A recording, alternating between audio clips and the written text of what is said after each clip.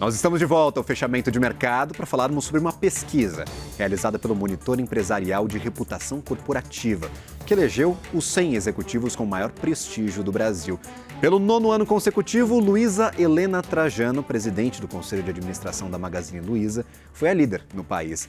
E nós, claro, recebemos aqui no estúdio ela, Luísa Helena Trajano, presidente do Conselho de Magazine Luiza, para uma entrevista. Luísa, que prazer tê-la por aqui. Seja bem-vinda.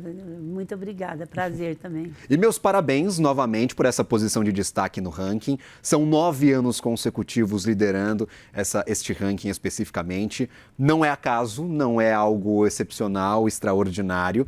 Num Brasil que tem diversas dificuldades, com taxas de juros, com crises constantes, com mudanças de regulação, com mudanças de governo, o que faz a senhora liderar em destaque por 9 anos consecutivos, Luísa? É um prêmio que eu nem gosto de falar muito de prêmio, porque eu acho que o prêmio você se conquista com trabalho todo dia. Mas é o 9º ano de prêmio de reputação. Então é uma coisa muito importante, porque você não consegue fazer ele sozinho também. Depende dos seus valores de propósito e do ambiente que você está, com as pessoas que você está. Então não é um prêmio que você ganha porque só você é boa, né? É um prêmio de reputação, depende de valores que se cruzam com propósito, de locais, de amigos, de liderados, de liderança. Então é um prêmio que eu acho muita responsabilidade, para te falar a verdade. Porque eu sou mulher, no meio de, então assim, representar as mulheres num prêmio que é de homens e mulheres, também é de muita... E reputação é uma coisa muito séria, né? Eu falo que é uma corda bamba, você pode cair de um lado ou de outro.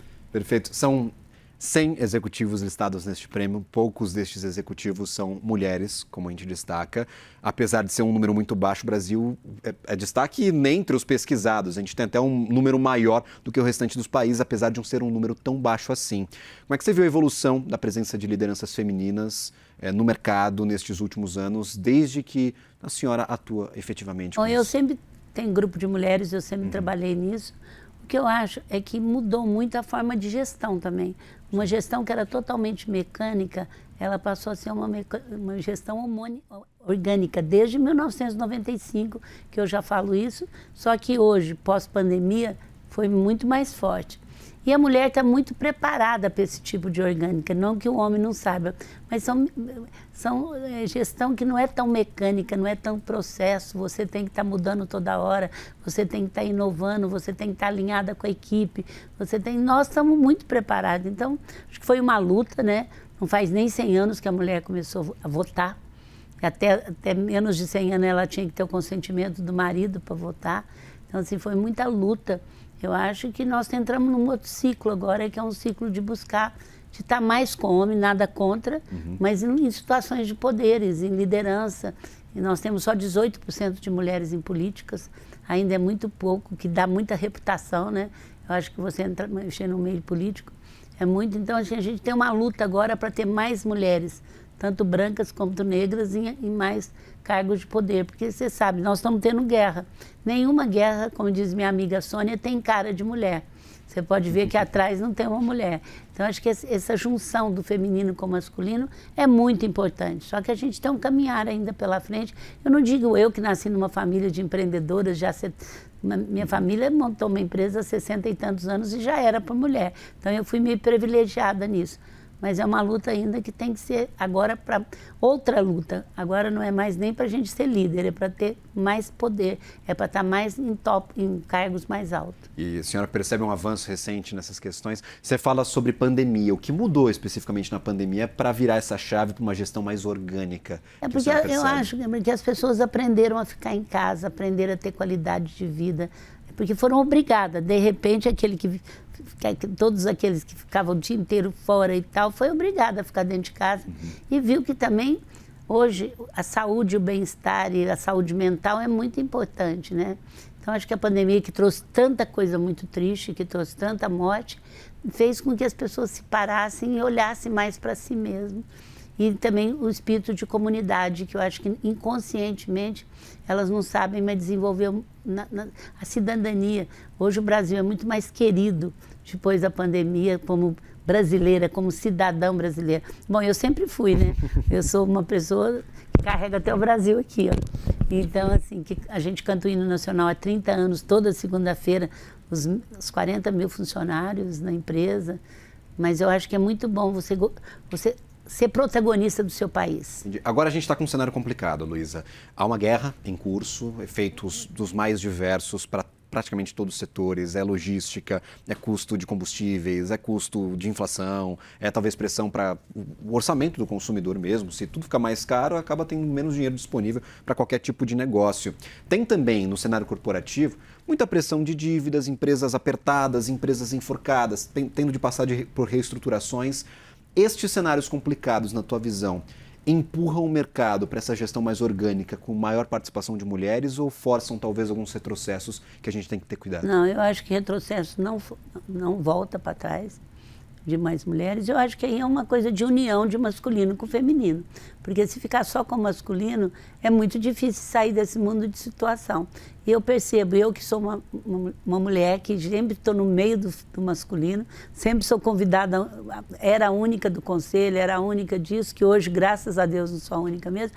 Eu vejo que esse equilíbrio, Gabriel, entre o feminino e o masculino, em situações de estresse, como...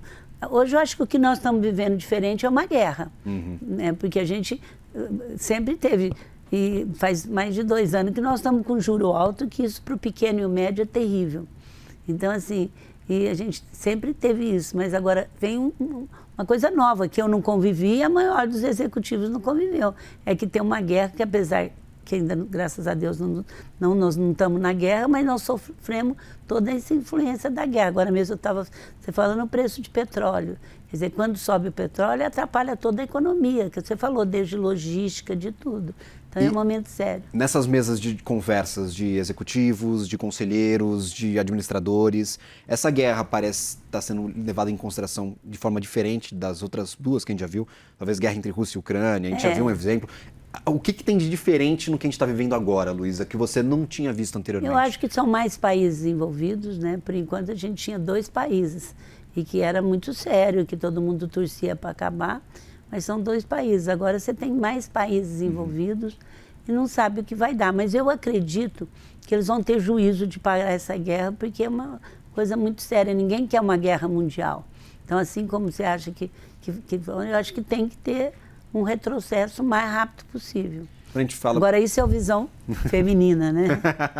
Visão feminina que é super importante, claro, na frente dos negócios. A gente falando sobre essa sua posição de destaque, são 9 anos consecutivos liderando este ranking que trazíamos. Inclusive, novamente aqui, parabéns por essa posição. Obrigada, de tanto destaque no mercado nacional. Luísa, o quanto disso é importante para a empresa, é importante para transmitir para o Magazine Luiza e para outras empresas ou projetos que você esteja envolvida, essa credibilidade que a senhora conquistou ao longo dos anos? Bom, primeiro assim, eu agradeço toda essa companhia que eu tive, tanto de mulheres como de anos, para chegar a isso e ter uma família que pagar em dinheiro obrigação. Então, assim, uma família que sempre foi muito forte desses valores que gera também reputação, falar a verdade, transparência. Eu também sou do interior e a gente é muito simples, não simplista na forma de administrar, isso eu acho que ajudou muito. O que eu posso te dizer é que eu sempre acreditei que uma empresa tem um papel muito maior do que só ela mesma. E isso foi desde que eu estou em Franca, do interior, dizendo que a empresa precisa ser protagonista do seu país. Porque quando o país vai bem, ela vai bem.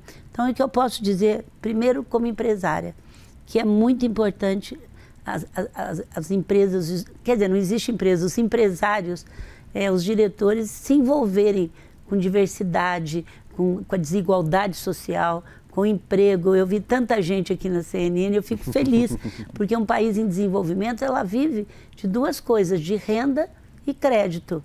E renda só vem do emprego, não tem dinheiro sobrando aqui para colocar na economia. Então, quando eu vi tanta gente aqui, trabalhando na CNN, eu fiquei muito feliz. Falei, que bom, eu adoro gerar emprego, que eu estou gerando renda, que a renda traz a economia.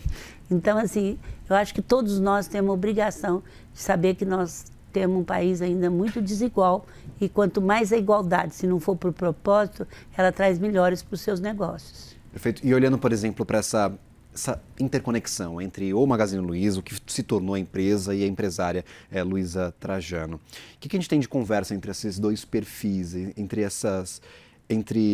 essa credibilidade que foi construída por vocês, você se enxerga, por exemplo, fora do Magazine Luiza e a empresa hoje continuando com a mesma reputação e a mesma credibilidade? Olha, lógico que eu não sou uma pessoa que eu sou aqui uma coisa que outra, eu sou muito misturada. Eu sou a mesma pessoa na empresa, como eu sou em casa, como eu sou com os amigos. Mas assim, a coisa que a gente mais lutou é mudar sempre. A gente hoje é uma empresa física que se transformou digital, mas nunca perdeu os valores essenciais. Então, uma coisa que nunca muda na nossa empresa é o jeito nosso de ser, com muita verdade, com muita transparência. Todas as situações, nós estamos na bolsa, o que aconteceu, a primeira coisa que fez foi a verdade. Então, hoje está no osso da companhia. Eu te confesso que muitas vezes a gente cresceu muito, né? Uma empresa muito grande, de repente, e teve 3 anos que a gente dobrou de tamanho. Preocupa se você vai manter aquilo lá, porque ainda veio uma pandemia que a maioria das pessoas trabalhava fora, você teve que contratar gente. Mas hoje eu te digo que eu tenho consciência que independente de mim, e a coisa está no osso da companhia, os nossos valores. A gente já passou tanta crise, a gente não abriu mão disso. Eu posso dizer agora como pessoa. Como é bom, eu me sinto mais nova e uma das coisas que me segura muito é que está muito ligado ao meu propósito. Então, assim, eu tenho muito propósito, desde menina, de igualdade em todos os sentidos, de olhar a desigualdade social e saber que é uma responsabilidade minha que veio da escravidão, quase 400 anos de escravidão, onde as pessoas ficaram muito, muito jogadas, né? Então, assim, hoje eu me sinto... Os outros falam, nossa, você está até melhor agora. Aí, quando eu vou analisar, é porque esse propósito, que é a minha espinha dorsal, junto com muitas mulheres, junto com alguns homens, é o que me faz, assim, ter vida, ter energia. Então, eu digo, como empresa, é indispensável, e como pessoa faz muito bem para a gente. Perfeito. E como é que vocês trabalham para criar essas novas lideranças que tenham o mesmo comprometimento, os mesmos valores que você e que os outros diretores do Magazine Luiza? Como é que vocês trabalham isso internamente para que no futuro a gente consiga ver pessoas melhores, talvez até gestões melhores? Primeiro é com exemplo. E o exemplo não quer dizer que você acerta sempre. O exemplo é você pedir desculpa, falar errei e tal, mas é o exemplo. O exemplo de ser coerente. Se você fala para qualquer funcionário de qualquer loja, como que é o Magazine, ele vai te responder o que eu sou, o que eu estou te falando aqui, o que ele é. E outra coisa que eu acho muito importante para você continuar é ter coisas claras. Então, nós temos 5 negociáveis. E todo mundo assina esses 5 negociáveis todo ano junto, as 40 mil lideranças. E nesses 5 é muito claro que a gente não pode discriminar, que a gente não pode usar a empresa, que o lucro é indispensável, mas ele tem que ser feito com coerência. Então, assim, são 5 negociáveis do compliance, hoje a empresa tem compliance, que deixa bem claro. Então, todo mundo sabe que se fizer um daqueles 5, vão ser mandados embora por justa causa. E a gente renova ele.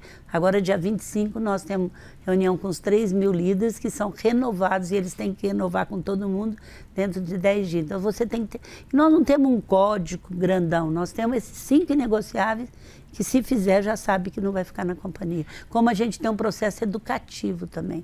Nós temos educação até de violência contra a mulher para homens, porque a empresa não aceita isso. Então, nós temos educativo de liderança, educativo...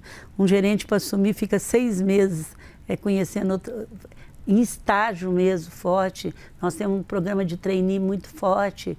Nós temos uma escola, uma faculdade nossa, que a gente investe muito em treinamento, além do que a empresa dá bolsa de estudo para quem quer estudar, de até 50%, 60%, independente dele continuar na empresa ou não. Lógico, ele fica até estar na empresa, mas se ele sair, não é ligado a isso. Agora, a senhora mencionou que durante a pandemia a gente viu um crescimento absurdo assim, para o Magazine Luiza e para outras empresas. A gente viu a transformação que foi socialmente e economicamente provocada pela Covid-19.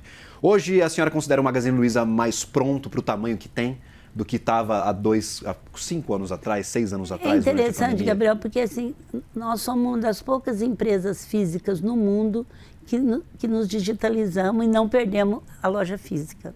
Isso você pode pesquisar. Então, quando começou a pandemia, a gente já tinha 4 laboratórios, a gente já vendia, a gente já era uma empresa digital com pontos físicos e calor humano. Agora, lógico que quando veio a pandemia, primeira coisa, a gente já vendia 50% no digital. E tinha loja física. A gente já vendia. Quando entrou a pandemia, o que eu achei muito legal é que a gente não levou isso em conta e começamos, e fomos onde a gente criou o Parceiro Magalu. Se você estava na sua casa, você podia ser um funcionário, subir. Em 15 dias nós fizemos os produtos que você quisesse e vendesse. Então nós chegamos a ter 600 mil pessoas vendendo, o que deu um grande salto e ajudou muita gente. Eu vi assim, olha, com isso aí eu consegui acabar de me formar, eu consegui fazer isso. Então, e se a gente tivesse ficado parado, o mercado cresceu. O salto que o mercado deu de digital também na pandemia foi muito grande. Então, acho essa capacidade que a gente tem de não achar que a gente estava bem. Então, nós já tínhamos muito mais do que o mercado. Assim, o mercado comum nosso, não estou falando o mercado de tecnologia. Mas a gente falou não, e fizemos, e a nossa equipe fez melhor, que foi criar esse Parceiro Magalu em 15 dias, dia e noite. A gente criou que as pessoas da casa dela, qualquer pessoa poderia vender, ser um vendedor do Magazine Luiza. E hoje, por exemplo, olhando para o balanço do Magazine Luiza, a gente tem lá varejo físico, varejo digital, marketplace, tem serviço até de cloud, tem empresa de crédito, o Luiza Cred. Precisa ser tudo isso hoje para competir de verdade no setor de varejo? Vocês identificaram que depois da pandemia a gente precisa de tudo isso para ser realmente competitivo com o que vem aí de competição de fora do país? A gente, durante muito tempo, foi uma loja, quase 40 anos, que vendeu eletrodoméstico.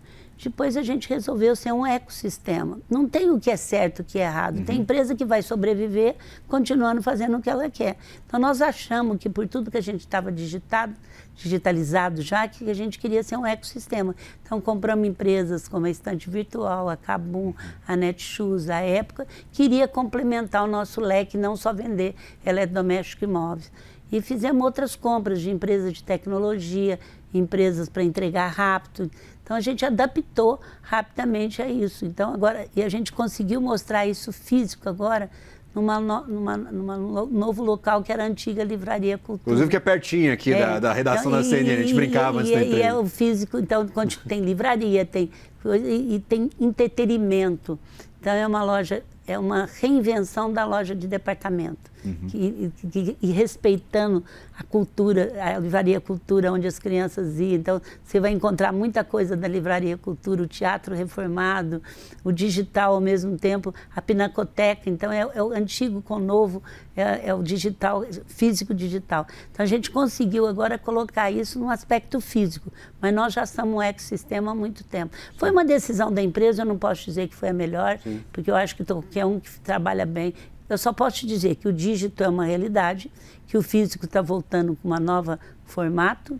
Eu vou muito para a NRF e posso te dizer que esse encontro do físico e digital é uma coisa que eu acredito muito e a empresa também. Afinal, o trabalho de vocês no conselho, na gestão da companhia, é tomar grandes decisões, né? Essa foi uma grande decisão tomada lá atrás. Quando a gente fala, por exemplo, sobre alguns entraves para crescimento, para investimentos, para tudo que acontece no país, taxa de juros é fundamental. Agora, Luiza, parece que semana que vem vai começar a cair de novo essa Tomara, taxa de juros. eu estou lutando, eu sou uma que falo, todo mundo me coloca em manchete e brigo com os economistas que falam que não pode, mas eu estou acreditando que vai.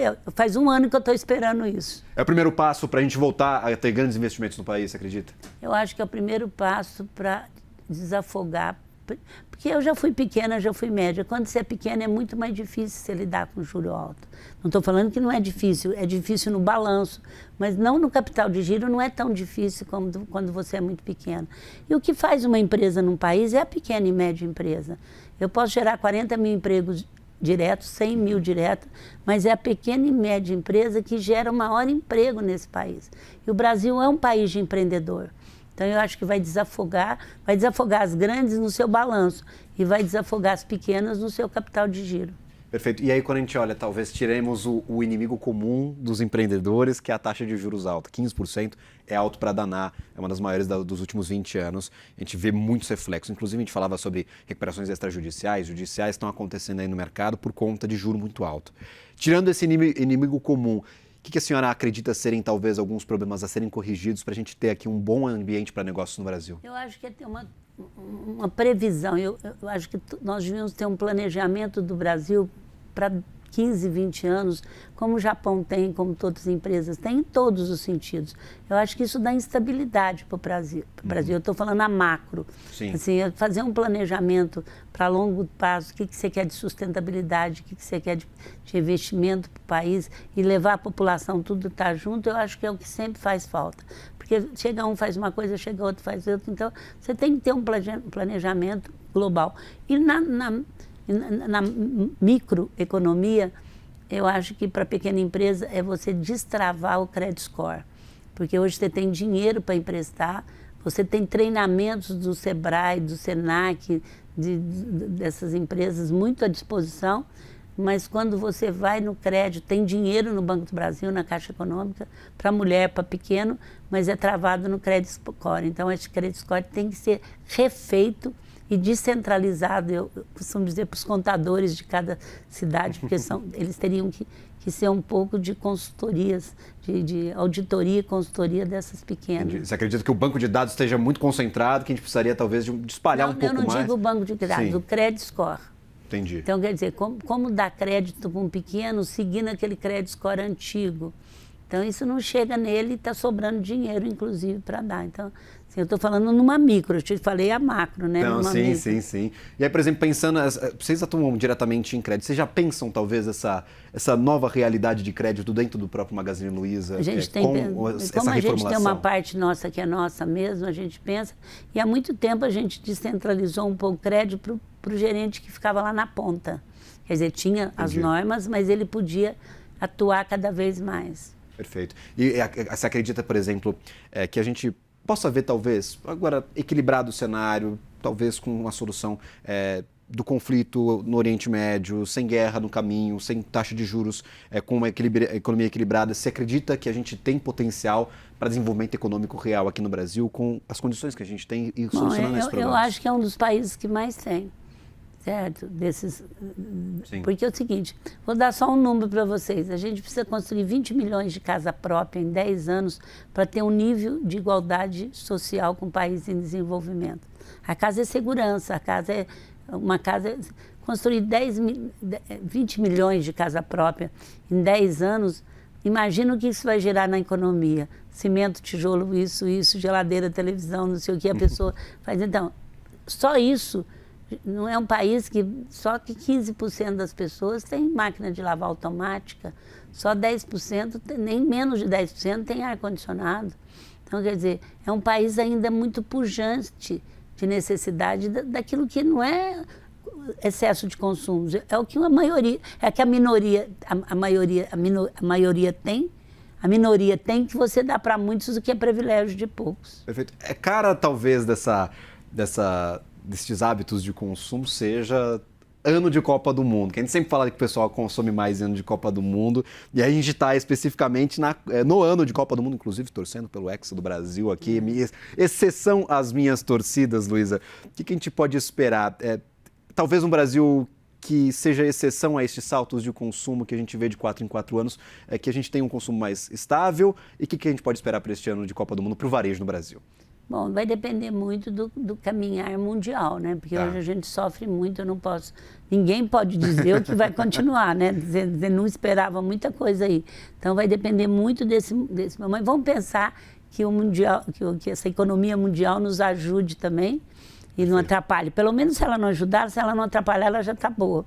Não ficar subindo petróleo, não ficar fazendo muita coisa.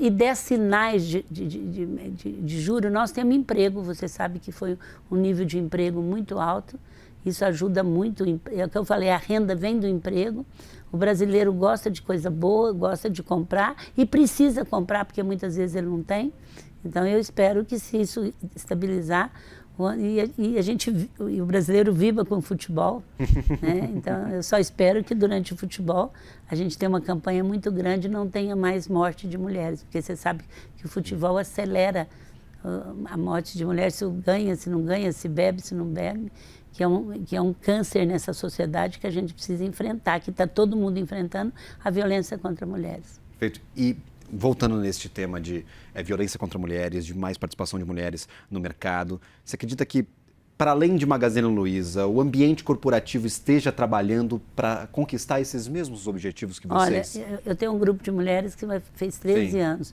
Eu te falo, quando a gente começou o grupo, quantas conquistas já tiveram. Então, é o que eu estou falando, agora a gente precisa mudar de ciclo. Nós precisamos de mais mulheres em altos poderes, e principalmente político. Nós estamos lançando uma campanha Pula para 50. A gente quer 50% de mulheres em cargos, senadoras, deputadas, vereadoras. E não sou candidata a nada, viu, gente? Tudo que fala aí, eu não sou nem filiada a partido, apesar que eu convivo muito com político, mas eu estou falando a luta de botar mais mulheres na política. Você acredita que seja talvez um caminho mais fácil do que a entrada no mundo corporativo, porque depende mais da população? Eu acho que o corporativo está mais evoluído. Está mais evoluído do que a não política. como presidente. Você vê, nós temos a primeira mulher, depois de 200 anos, presidente do Banco do Brasil. Nós temos hoje uma mulher presidente da Petrobras. Ainda tem uma, mas já está aparecendo, e muitas mulheres em tecnologia, coisa que não era antigamente, quer dizer, não se falava 200 anos para ter uma mulher presidente. Na Petrobras, a primeira mulher presidente da Petrobras. Então, eu acho que até a gente está caminhando na área. Hoje a gente aprovou também 30% de mulheres em conselho nos próximos 3 anos, empresa pública e privada, tipo Petrobras, Banco do Brasil, que cota é um processo transitório para acertar uma desigualdade. E aí você acredita que na política ainda a gente tem que trabalhar porque a gente está mais porque a atrás? gente tem cota... E esse de 2026 é porta para que a gente conquiste isso? Conquista isso porque a gente está entendendo que mulher precisa votar em mulher também. Perfeito. E aí, por exemplo, ações efetivas que vocês buscam com essa campanha para colocar 50% lá no Congresso, em cargos públicos, que vocês estão desenhando com esse grupo de empresários? A gente já vem desenhando o Grupo Mulheres Sim. Brasil há mais de 5 anos. Primeiro, é trabalhar realmente que os partidos precisam dar aquilo que elas precisam, que é verba, que já tem a lei. E depois é lutar para ter 50% em cota lá, e não só na hora da partida, que é na hora porque aí aparece muita gente que não é. Então, o México e tudo mais tem 50%, porque é exigido que tenha 50% como deputada, como senadora, e não só como candidata. Você acredita que essa falta de participação nos faz perder muitas oportunidades no poder público brasileiro? Falta, talvez, interlocução. Tem muitos homens que a gente convive, muito legal, mas é impressionante como as mulheres que estão lá, você nem sabe qual partido, a maioria luta pela causa. Entendi. Agradeço imensamente. Obrigada, eu quero também dizer para todo mundo que é uma gratidão receber esse prêmio. Eu nem sou de falar de prêmio, eu estou falando, eu não viria aqui para uma entrevista de prêmio, sim. Mas eu acho que um prêmio de reputação, você não tem ele sozinho, você tem porque você vive num ambiente onde as pessoas te ajudam a contribuir por isso, e como é importante, e como é necessária a reputação de uma empresa e de um país. Então, Merco, obrigado pela pesquisa, e a todos que votaram, obrigado. E aos meus companheiros de 100 aí que estão aí lutando para isso. Todos eles. Obrigado. Agradeço Obrigada, a ti CNN. pela entrevista, pela participação por aqui. Agradeço. Obrigada. Nós conversamos com Luiza Helena Trajano, presidente do Conselho de Administração do Magazine Luiza. Nós vamos para um rápido intervalo comercial e na volta tem mais fechamento de mercado.